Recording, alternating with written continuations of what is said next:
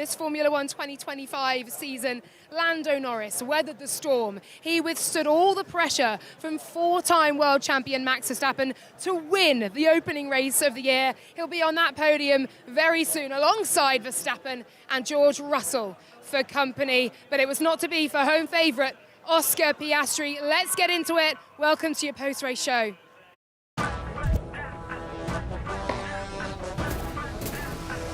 Here we go again. Incredible. Anything is possible. And the crowd absolutely love it. We're heading into the wall. Oh, he's got it. He's got it. This is why we love Formula One.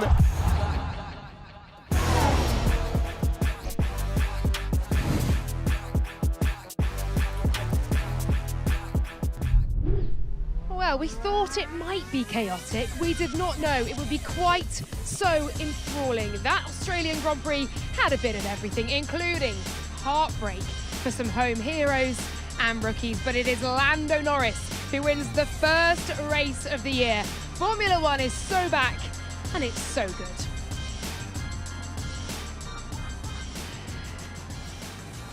And what a difference about 10 minutes makes from the podium with little blue sky peeking through to now standing in torrential rain once again, sheltering under a Williams hospitality umbrella. Ruth Buscombe-Divey, Jolyon Palmer alongside me as we just make sure that we're not going to get dripped on. What an unbelievable start to what has been so hyped as an unbelievable season. It's delivering, Ruth. Absolutely amazing. Had it all, didn't it? We had strategy, we had the best kind of driving we've seen, you know, probably in a good few races since Brazil, team dynamics, everything. Loved it. Jolyon, well called in the commentary box. I'd imagine your adrenaline is still pretty sky high from that one as well, running to Parc Fermé and then to join us here, but it's worth it when it's that good, right? What a race. I mean, it just had so much in it. Driving brilliance, plenty of mistakes. The skill level out there generally was really, really high. And, you know, the strategy that made a big difference as well. And a race win that went down to the final lap. It just doesn't get better than that to start the year. I could not look at those final two laps. I mean, that's not ideal when you're trying to report on it, but I was honestly looking through my fingers because it was that close and it was ebbing and flowing between 0.3 and 0.6. That doesn't even tell...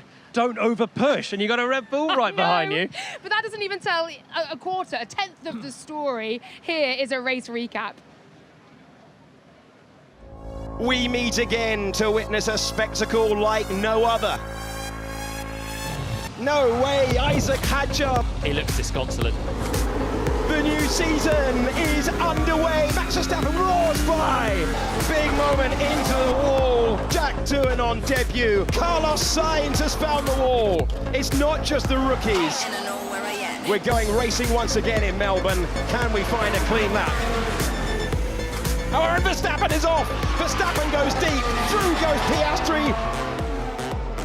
Oh, into the wall we go. Fernando Alonso hits the barrier. Out go the McLarens. First of all, Lando Norris, then Oscar Piastri. And the crowd love his endeavour to stay in the Grand Prix. Verstappen might not pit. He might have just gambled this and he stays out.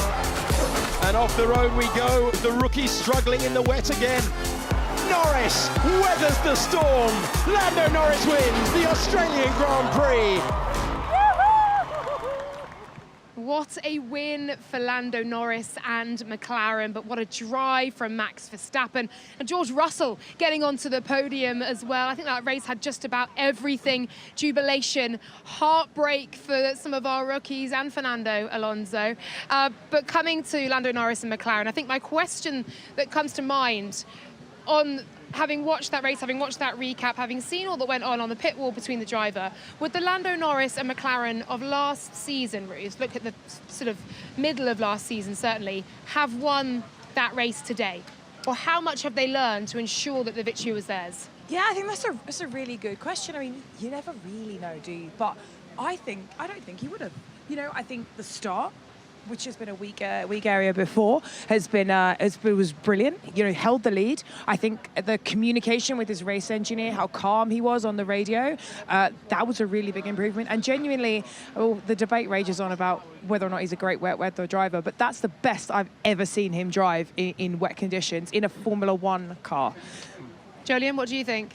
Yeah, I mean, look, I've seen Lando grow up through the ranks, and I've seen him just destroy fields in the wet, so I know he can do it. But taking all of that at the start of a season, starting from zilch with everyone else, with the favourites tag on him as well, and then, I mean, no one could have thrown any more at him, really. You had his teammate. Oscar was really quick today and piled on the pressure. Okay, there was a team orders thing at a critical time as well. And then you have Max, and Max is so good in these conditions as well, piling on the pressure. On top of that, delayed start, everything that can mess with your head sometimes.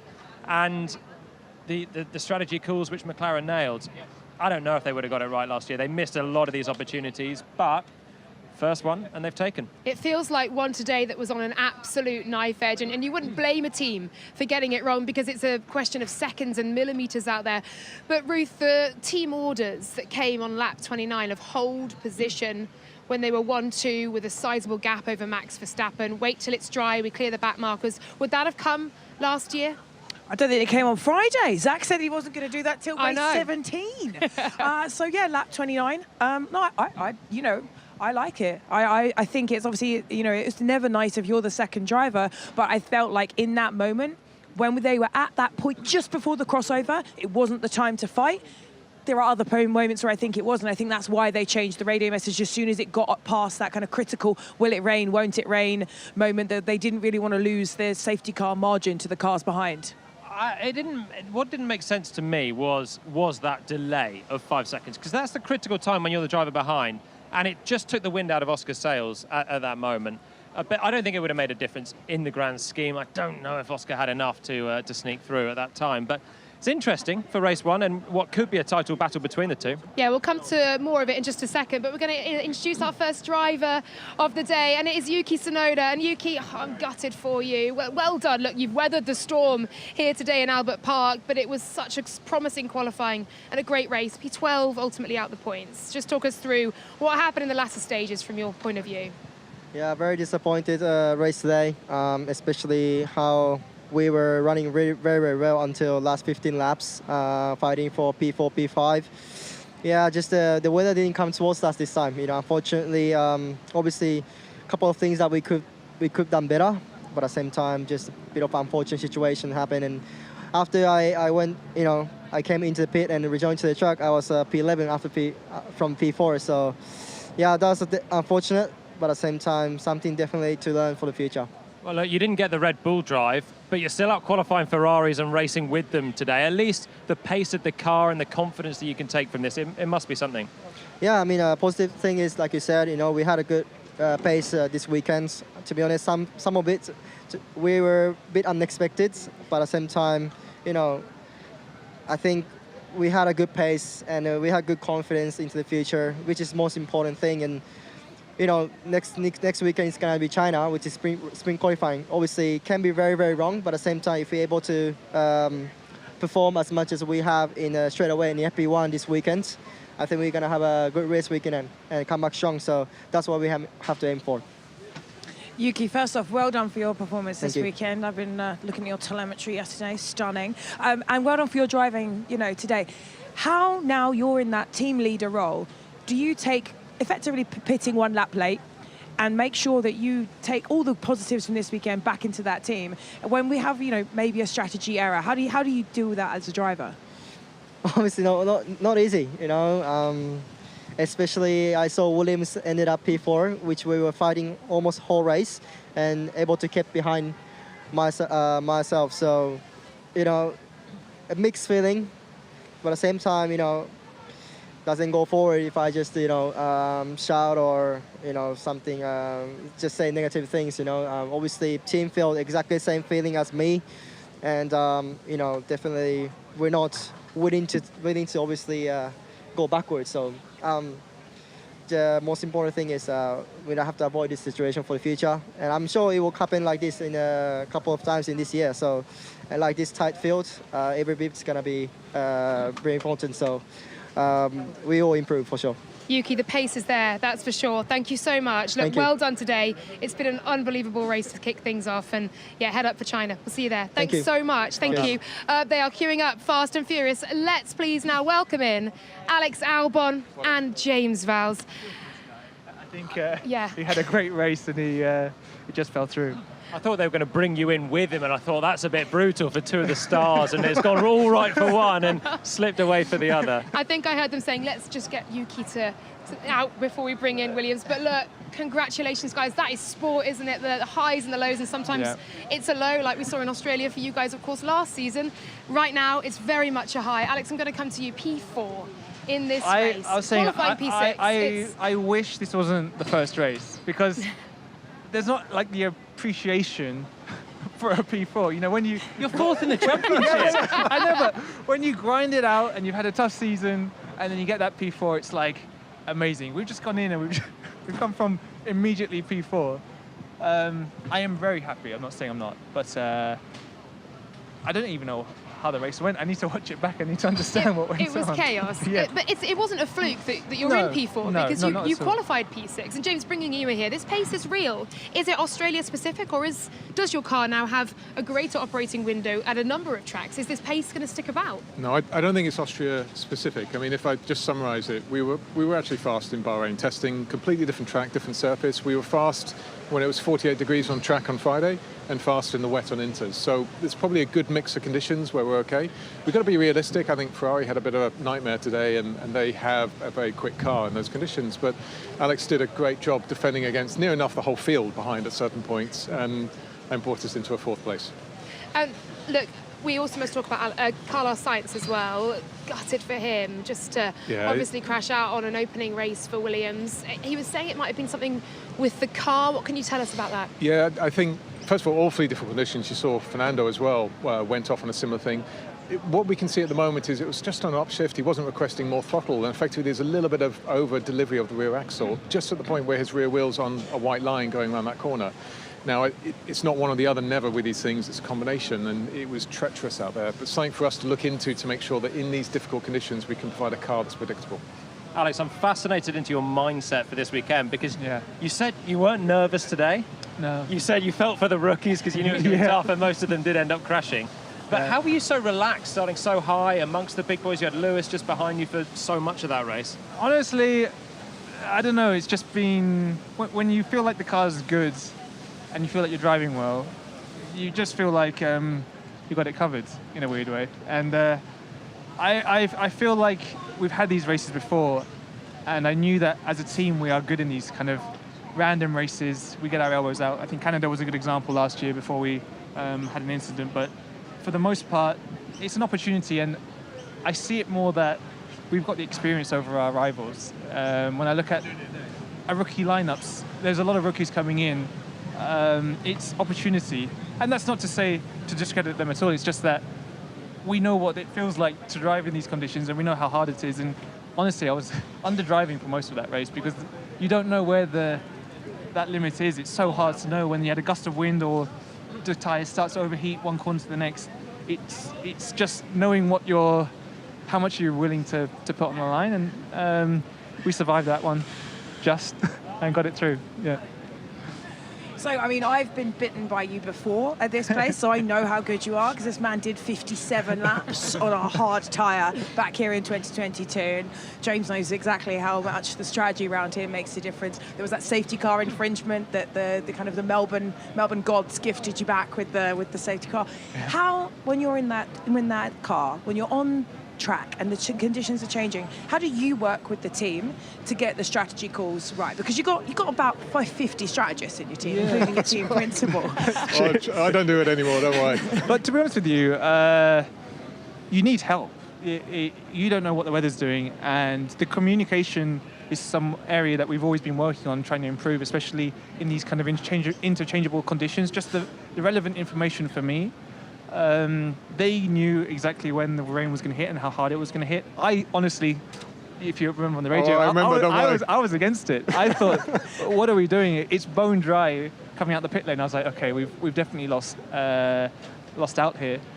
But it was all right, cool. I actually need to go see Charles and give him a kiss. So this moment, Charles, I'll give you a little nugget. I don't know if you saw in the race, but Carlos was up on the pit wall right beside me. And his insight was fantastic. He looked at the radar and went, when that hits, they won't stay on track. Simple as that. And you could see the big key decision today is, do you stop or not? And you saw the field was split. Carlos's information was key towards this. So it is a group effort, really, in that regard. And it was fantastic to see. You're going to lock him down for a 15-year contract. So he's staying down as a strategist after. He said he was more nervous than he was in the car, being up there. It's interesting. Guys, we're going to let you go. Thank you so much. Congratulations. Enjoy this one. And hard luck to Carlos. But I'm sure you'll be back for China. Absolutely. And that Williams pace looks real. All aboard the hype train. Thanks very much. Thank you. Cheers, guys. Thank you. Congrats. Thanks very much. Next driver, ready and raring to go. We're going to welcome in, where is he? Nico Hulkenberg, if we may. He's just saying congratulations to James Vowles. And we'll bring in Nico. Hello, everybody. How are you? Congratulations on P7.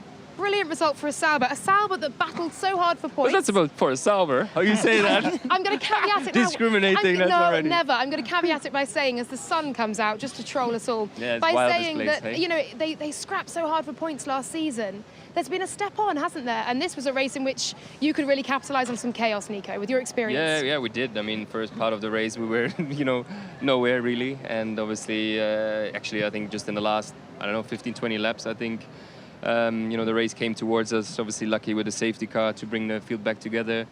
Really good strategy call from the team to go on the Inter, early. That was the golden call and gave us the result. But it wasn't on merit. That we, by pure pace. So Jolyon has seen that, and you too. So more work to do, but obviously days like this, it's nice when you don't expect it, but you pick up the pieces and are there when it matters. You're an experienced head now, Nico. What's it like lining up behind three people starting on their first race or the second race for Jack, and then seeing Isaac Hadjar going off as well, just in front of you at the start? How does that make you feel as an experienced driver, and what were the conditions like? I felt for Isaac because, I know and you know how easy, that's done and how, unforgiving the sport can be. You overstep like the smallest amount and, you pay a huge price. Respect to all the rookies. This as your first race is quite a tough one. I wouldn't have wanted, a race like this as my first. So I think they've all done really well, regardless of how it went. And, we've got some good talent coming up there for sure. Ruth? Well, your new home is my old home. So obviously, you're baying it into Sauber. Now, Lewis obviously has done a language change as well. How different is it working in a British team to a Swiss team? It's very different, but it's it's not just that. Even if you change team, team on team, and not just the country, it's just the car. It's how to describe it. It's when you move country, you move city, and you go to a new house. You're new. Everything is new. You have to get used to it. You have to settle in, and as we all know, that takes a while when you move house. Until you got your local Italian, until you find your hairdresser, your dentist, all these kinds of things. So, it's early days, and I have arrived obviously, but I don't feel that comfortable in the car yet. So, it's a process, and that will take a couple more weekends. But, it's not really surprising. But I look forward to the process, and we'll keep pushing. Nico, you say there is work to do in the Sauber. What does that look like? On what part of the car? What part of this process? I think it's, to be honest, many areas. If not everywhere. I think, we have a lot of room for improvement in many areas, and it's obviously, identifying those things. Now we've got the first race weekend under our belt, a lot of information to process and digest, which we will do like everyone else, and hopefully we can already take something out of this. Can we just have one quick word for Gabriel Bortoletto as well, who was driving a great race until the rain came down just a little bit too heavily? Yeah, he's a super dude.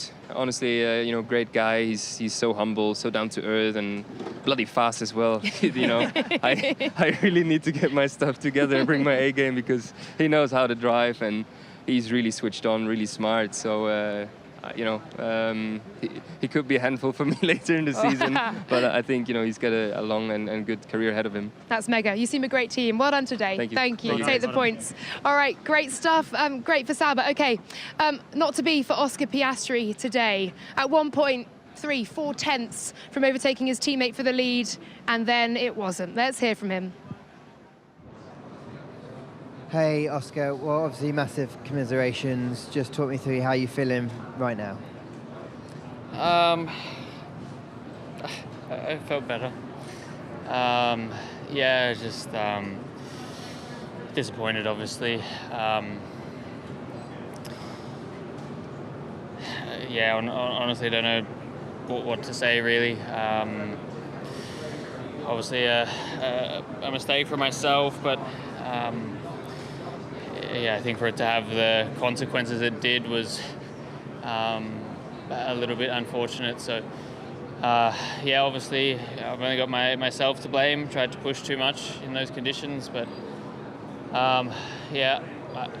the other 56 and 3/4 laps were very strong. So, obviously disappointed, but I think there's a lot of positives to take.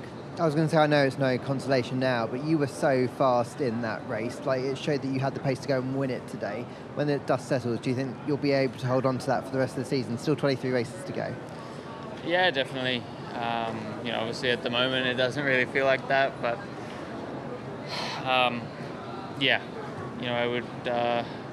would rather feel like I drove a race where I could have put myself on the top step than struggling around and finishing on the podium. So obviously at the moment it hurts, but again, there are genuinely a lot of positives to take from it.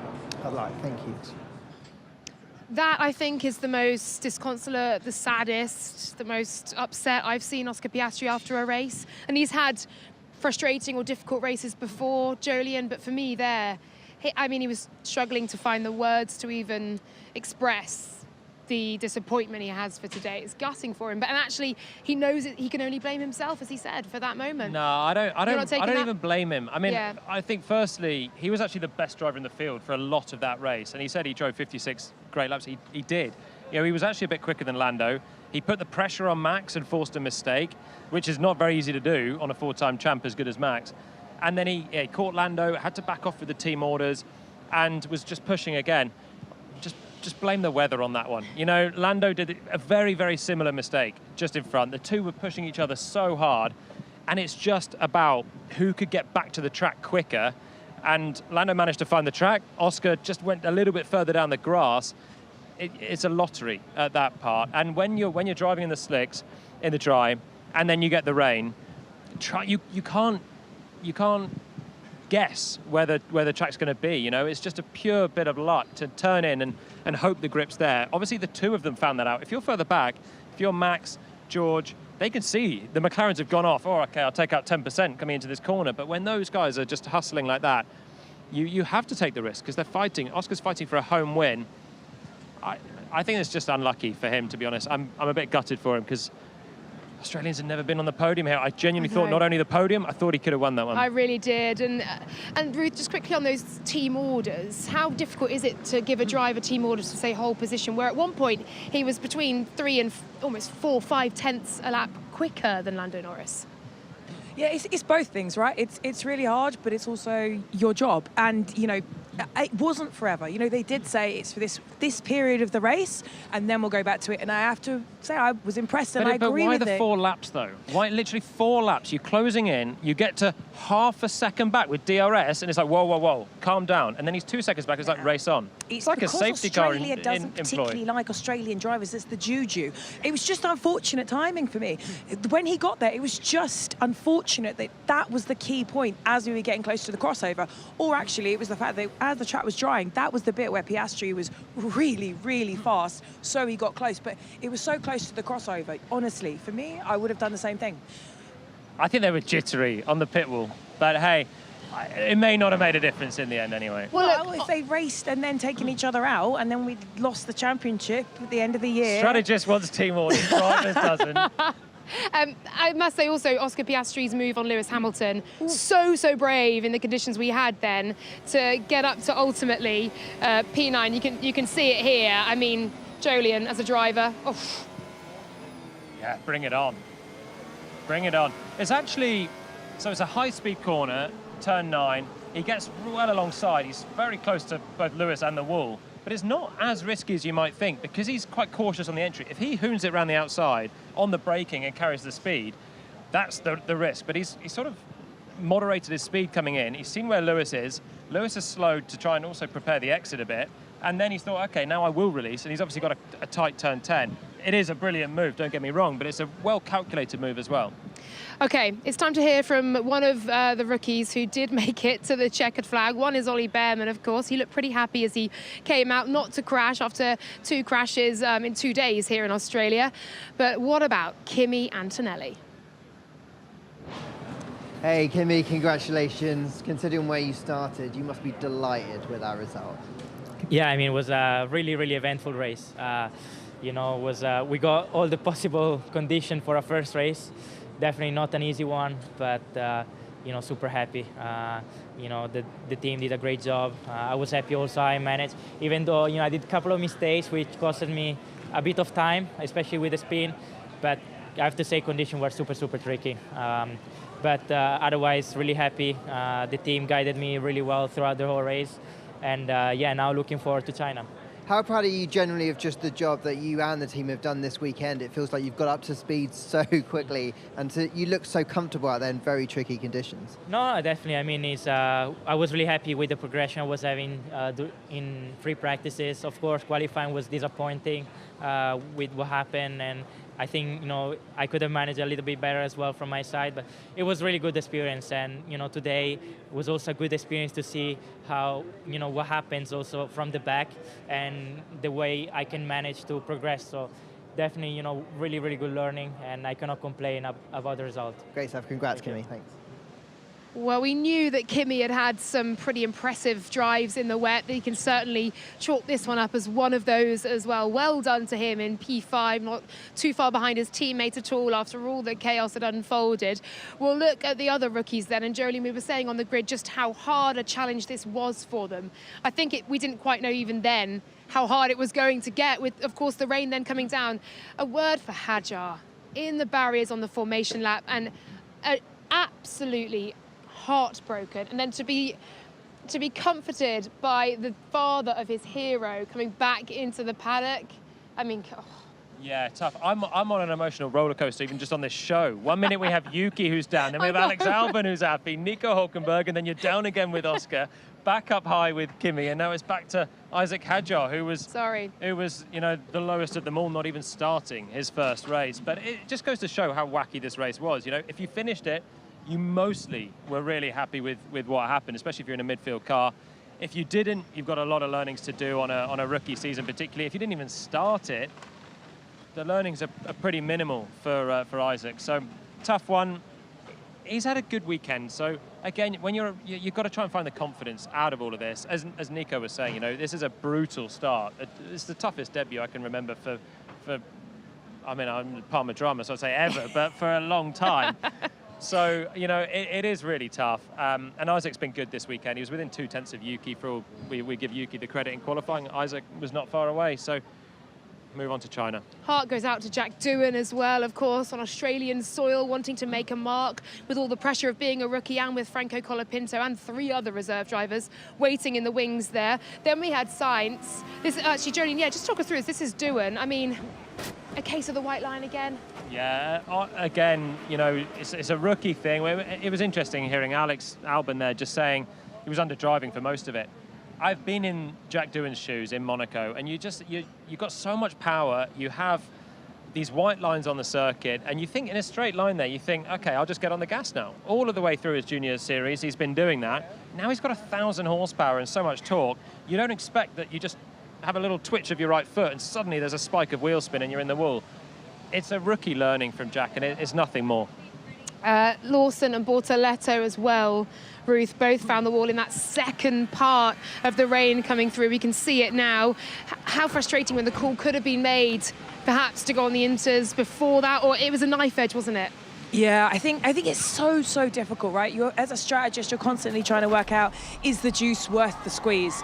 And in hindsight, it always hurts when you've done that. I mean, I've made strategy calls that are great. I've made strategy calls that are absolutely terrible. And it's not just the drivers; they end up feeling awful after days like this. Half the strategists are going to feel like legends, and the other half are going to be really sad. But Lawson as well, it's so tough, right? It's such tricky conditions out here. I remember 2014 here, 11 cars finished and everyone but Jenson Button got a point. It's been a race of attrition. It's always been a race of attrition. I spoke to Ollie yesterday. He said, what do you think tomorrow's going to be like, wet or dry? And I said, a race of attrition, but I didn't know. And I think it's so tricky, and it is great. These are the best in the world, and it's still challenging them, and I think that's really, really awesome to see. And you realise how all of these incidents are really innocuous as well. None of them are, stupidity from a driver. They're not over-ambition. They're just on the edge of grip the whole way. In a field of world-class drivers, they are really a great bunch of rookies, and we'll see that through the season.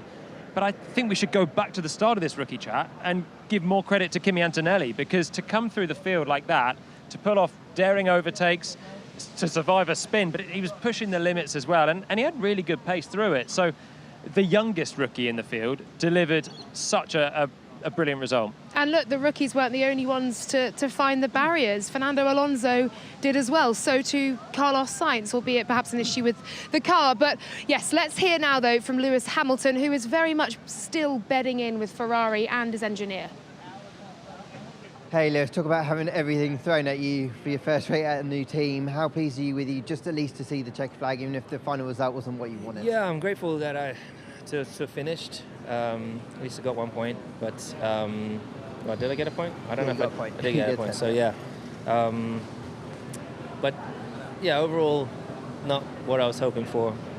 But there was so much to get accustomed to, get used to, with all the switch settings changes that they were throwing at you, and then it was just the balance of the car. It was really very, very tricky, really, really tricky today. So definitely, I think we can improve that in the next race, hopefully, and get the car in a sweeter spot, because I think there's a lot more potential in the car than what we were able to extract today. When you got into the lead and you stayed out a little bit longer, what was going through your mind? Because the conditions must have been getting a little bit trickier as you went around a few more corners. Yeah, it intensified a little bit in the last sector, but the rest of the track was okay. So, and obviously I didn't know where everybody else was. I know people had stopped, but I think ultimately then all of a sudden it started raining, and I didn't know that. No one told me that it was raining more elsewhere, and all of a sudden I was faced with it around the rest of the track. So yeah, a bit of an opportunity missed, but I'm glad I kept it on track. Thank you. An opportunity missed then seems to be the feeling coming out of Ferrari. I think there was a fair bit of tension on radio.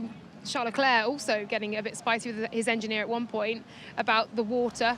I understand if you're a driver saying there's water on me and someone replies, yeah, it's water, you're not going to be entirely best pleased, are you, Jolien? But the thoughts as well on Lewis Hamilton's relationship with obviously a new engineer, bedding in with a new language, a new way of doing everything, and I guess them just finding the rhythm. How difficult is that? Yeah, it is difficult, and I think for Lewis, he's been so entrenched in Mercedes. Let's not forget he's been over a decade in the same team with the same engineer. They have their way of working. So some drivers, you look at Carlos Sainz, I think he's not had a good race today, but generally bedded in well at Williams. But it's his fifth different team, so he's actually got more experience of different engineers, different cultures in the team. Lewis has been at McLaren, and then he's been so long in a stable environment at Mercedes, and he's going to a very different environment at Ferrari. And so we are hearing a lot of sort of what's going on, trying to understand the car, trying to understand the team and his engineer. It is a missed opportunity, obviously, for them, but I think fundamentally they just didn't have a good weekend, and they've turned a fifth and an eighth into an eighth and a 10th. If they weren't so far down, they wouldn't have had to try gambly things at that point. Yeah, starting 7th and 8th, weren't they? Ruth, your thoughts on what Ferrari could maybe have done differently today? Well, I mean, again, hindsight's always difficult, and I think Lewis actually got the summary pretty right there. It was the communication in terms of, if you're going to stay out and go for the kind of gamble, stay out through the whole rain shower on those hard tyres, I believe it was, yeah, and then potentially, lead the race or take it under a safety car. So they kind of like went half the way on red and then changed it to black right at the very end. But these things happened. It wasn't just Ferrari that made mistakes like that. It was up and down the field. And it is so difficult, as Lewis said. I remember moving there as a graduate engineer, and you couldn't even, open your computer without having to use Translate halfway through. You can't really undersell just how difficult it is. And that was just like for me as a tiny little engineer, not like a 7-time world champion trying to drive at 200 mile an hour. So, it was a really big learning curve for me. I think a lot of people that move from the engineering side, it's a really big learning curve. And for Lewis, similarly, I mean, even Seb spent months learning Italian before he went and would practice speaking Italian, and we used to get insulted because he had a bad accent initially. So it's tough. It's tough. Yeah, it's a tough transition, isn't it? We've got a lot of that, a lot of changes up and down the paddock. Just 2 teams sticking with the same lineup from last year, of course. Okay, let's hear then from 4-time champ Max Verstappen, who couldn't quite get the better of his old mate Lando Norris today. Hey Max, well congratulations on the podium. Real fight throughout that Grand Prix. Are you pleased considering the pace of the car that you had at the start of the weekend? Yeah, I mean, start was fun. After that, I think I tried to stay with the McLarens, but like basically every other team, we just tag too hard and we overheat our tires, and then the McLarens just take off. And I gave it my all, but then of course at one point they really just took off. I tried to just focus on my own race.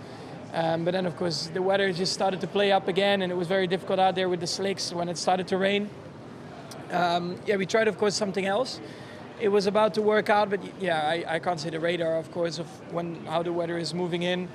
But even if we would have pitted with them a lap later, or the lap that I pitted, it would have always been P2 anyway, So it didn't really matter, but it was fun to try and do something different. How are you feeling about the next couple of races, given it does feel like there is quite a gap to McLaren at the moment? The gap is big, I know that. That is not going to disappear from here to the next race, but we have to try and stay close. Also on days like today, normally you are P3, we are P2, so that's good. Great stuff, congrats.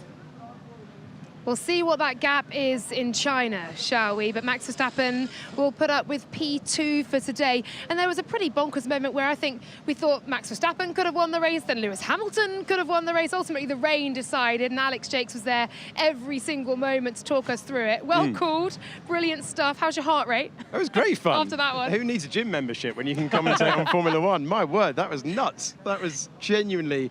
We hype it up sometimes and then hope that everyone forgets at home that, it wasn't as good. That was everything we promised and more. Loved it. I think because we expected qualifying to be really tight, right? And then it wasn't. It was almost 4/10. Yeah. Today has delivered, though. We're right on something sometimes. It was 0.08 of a second between the 2 McLarens. Let's gloss over the rest of the field. That was wild from the formation lap to the checkered flag. Any time a Grand Prix is decided by less than a second, you've seen something special. Everything in between, wild. I know, the end does not tell even half the story of what did occur. I asked these two a question about whether Lando Norris and McLaren of 2024 would have won today. What do you think? I heard that. I was watching earlier. Oh, thanks for watching. Yeah, it's a great question. Honestly, I think they needed the experience. Obviously, they won the Constructors' title last year, but that was the goal. And they essentially used so many big pressure moments last season as almost a dress rehearsal. So that's fine if you've prioritised the Constructors' Championship. If you then turn up and that race slips through your fingers and Max Verstappen wins, you, especially, would be asking tough questions of those dressed in papaya. So a big test pass today. I thought onto that last lap, if he loses this Grand Prix, this is going to be a tough paddock to face. He didn't. Brilliant, brilliant performance. Test 1, tick. It's a state of play, isn't it, that you get onto the final lap and you got Max hunting down Lando and you think he might lose this with the way that the Red Bull team and Max was last year and McLaren losing so many opportunities. But it's a new year, and I do think the whole team, driver and strategists and engineers, the pit crew, they did a great job to cover him off. And I saw Will Joseph at the podium with his entire family here as well, which is lovely to see. But I thought, Ruth, the way that he communicated with Lando, they communicated together today, just seemed an enhancement, a step on, a progression from some of the slightly more tense interactions we may have heard last year. Do you agree? Do you know what? I think the two of them are like peas in a pod. Like, they're so similar. They've kind of like grown up together. It's very similar to the way GP and Max are, where they've described themselves as an old married couple, although Will's actual wife is also here with his lovely family. But yeah, the two of them, you know, I think it's a bit like me and you, Jolien. We can bicker, but it's just because we care. And I think the comms are so good. And Will actually flies planes in his spare time, and that's why a lot of his comms sound so slick. Is that they're actual helicopter comms. I haven't put them on blast there. You can find it out online. He flies helicopters. Absolutely ridiculous. Go on. Were you going to say something? I genuinely don't even know if I was in the car, I don't know if I'd find the radio messages slick still. I was going to ask you if you thought there was too much waffle. And this is a criticism I've had of that communication channel from last year. Look, they must be on the same page, as you say. They must know that. But genuinely, if I'm on the penultimate lap, I've got a 4-time champ that is like a shark in these conditions, breathing down my neck with DRS all over the place. I'm told, don't overdrive. Come on. Would trigger the partner. It would trigger me. It would. Obviously, it didn't trigger Lando, to be fair. So they must have developed in this way, but it still strikes me as a strange way of working, to be honest. You've mentioned that 2 or 3 times on this show now, and you asked Lando about it, so I don't think you're over it quite yet. I'll give you a second to come to terms with it while we look at the points and how things stand after just one race here in the wet and the wind of Albert Park. I mean, look at the conditions above. It's just been absolutely bonkers today. It really has. Sun just peeking out now, maybe. The winner then, Lando Norris. He will take home the spoils from race 1. Second, Max Verstappen. And third place for George Russell of Mercedes. Good race for Mercedes. And there you go, the points. Norris from Verstappen from Russell. Alex Albon 4th in the championship. Antonelli, our top place rookie, with 10 points. Lance Stroll, we have not mentioned, but weathered the storm, as I'm going to keep stealing that line from you, Alex. I really like it. Lance Stroll then P6. Hulkenberg in 7th again for Sauber. What a turnaround from where they were last season, if they can make that pace stick. Leclerc, Piastri and Hamilton, that's your top 10. Gasly, Tsunoda, Ocon and Behrman, your next 4 finishes. And we had, of course, DNFs for Lawson and Bortoletto toward the latter stages of the race. Alonso, which brought out that safety car. Carlos Sainz, Hadjar and Doohan all crashing on the opening lap. It has been pretty mad, hasn't it, looking at that one? And I think we're going to head to the constructors' points. McLaren, we're not going to head to them, I'm going to tell you about them. McLaren lead the way, then Mercedes, and then Red Bull. So McLaren picking up where they left off in Abu Dhabi, and that is top of the team title table. And Williams are P4. A word then for Williams, because we looked at that early pace in testing. We hoped for it would come to fruition in qualifying. It did. I'm on board the hype train. Are you? It was fantastic. And for a team that has really struggled in the doldrums, you have to convert your chances. Today, much like McLaren, you can't let those points slip away, especially with the rule change coming in 2026. They've got to score in the first half of the season, or they're not going to score at all. Final question in terms of what we've seen today from me. Oscar Piastri then, where does he go from here? Because now that Lando Norris obviously does have an advantage over him, I know they're not going to make a decision right, well, now this is our number 1 and now this is our number 2. Where does he go from here in terms of bouncing back and reasserting himself within that team? I think he did everything right today until he came across a moment that took his teammate, hugely experienced teammate, off the road, challenged everyone. You've got a 7-time world champion not calling it the right way. Ultimately, maybe just if he was 5 years of experience rather than 3 years of experience, he doesn't come back on the circuit too far. It should hurt. It should sting. This was the chance to be the first Australian driver to win the Australian Grand Prix. It's elite sport. If it doesn't sting when it doesn't go right, it's not worth competing. Yeah, it's savage, isn't it? And hopefully Oscar will keep his head up. But as you may have seen earlier, if you joined us at the top of the show, that was probably the saddest Oscar Piastri we've seen for a long time. How are your F1 fantasy teams doing? I daren't look. I had Carlos Sainz in there. I had Isaac Hadjar in there. I had Esteban Ocon in there. I had Oscar Piastri as well. How was yours? Yeah, no, everyone crashed. It's not gone well. Okay, nobody look at the F1 Live presenter fantasy league table because we're all terrible. I'll find out how Lawrence is getting on as well. He's in the pen there and he's just spoken to Lando Norris. Go for it. Hey Lando, congratulations. They threw everything, I know you always like to keep it on my toes. They threw everything at you today, the weather, the safety cars, all those restarts you did, and you didn't make a single mistake. You must be delighted. I made a couple mistakes, but allowable ones just because of how tricky these conditions are. I mean, you could see how many mistakes people were making, crashing, ending their races very early on, from start to finish. So people on the outside, I really don't think they realize how tricky a race like that is, especially when you're racing at the front and you know when you got a bit of a margin, you can relax, you can get into a really nice rhythm. But like the last 3 laps, they were stressful with Max behind me because you still got like a drying line and a better line, and as soon as you outbrake yourself by a meter, you pay the price immediately, and it can be game over. So you're playing with fire for a lot of races like today, trying to push the limits and having big snaps and almost crashing a lot of times. But that's the level you got to be at to try and win a race against a driver like Oscar and a driver like Max. So tough, stressful, but we made just the right decisions at the right time. That's what won me the race today as well. It was just good pace and good driving, but strategy was also a winner today. So I got to thank the team for that.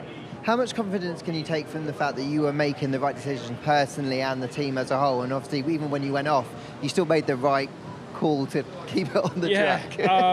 Well, it showed because it wasn't like raining a lot, but for quite a small amount of rain. I mean, Max didn't go off, I don't think, but me and Oscar went straight off. And I was lucky I didn't kind of go off again where Oscar did. So, very, very difficult, and of course we try and eliminate the times that we get it wrong. I don't think you dream for perfection, but you're never going to get it always right in the end of the day, because you cannot. Sometimes just because you're 5 seconds up the road on track means you're going to be unlucky because it starts to rain when it's too late and you cannot see these things, you cannot see into the future. So, today we got it right because we were on our toes, we were ready, we were prepared. I only got called into the box and decided to come into the box probably like 5 meters like this, 5 meters before I entered. That's how last second it was to decide to box. So this race, you're just doing things on the fly. You're prepared, but your decision making in the moment, and stressful and taxes your thought processes a lot, but it's what makes it more rewarding when it goes correct.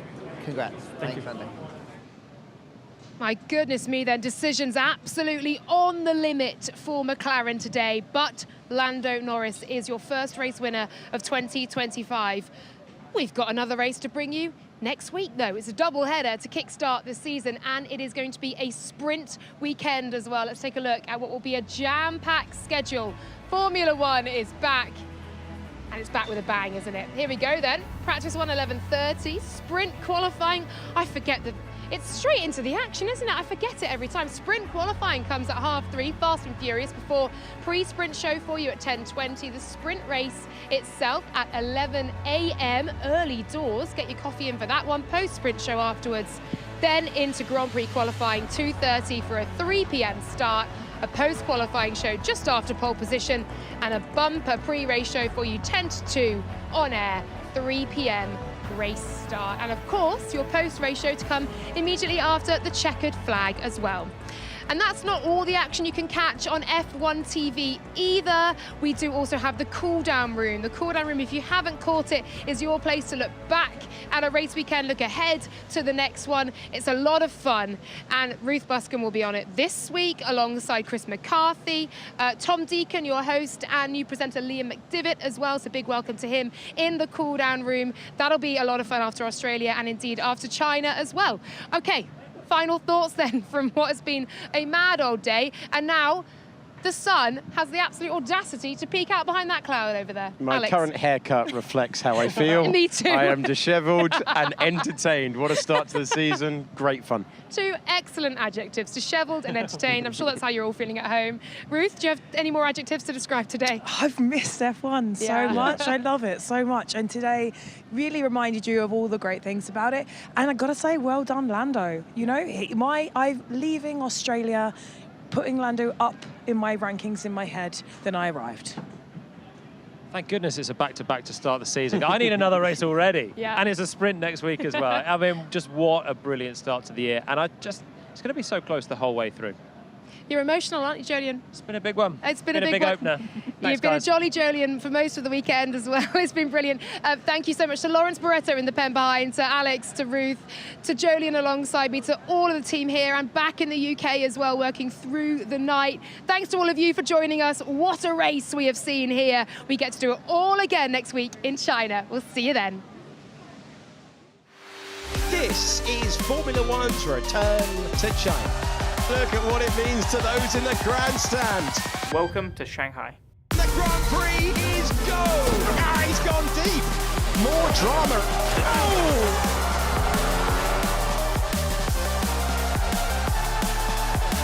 This is the Chinese Grand Prix. Max Verstappen crosses the line to take victory in Shanghai.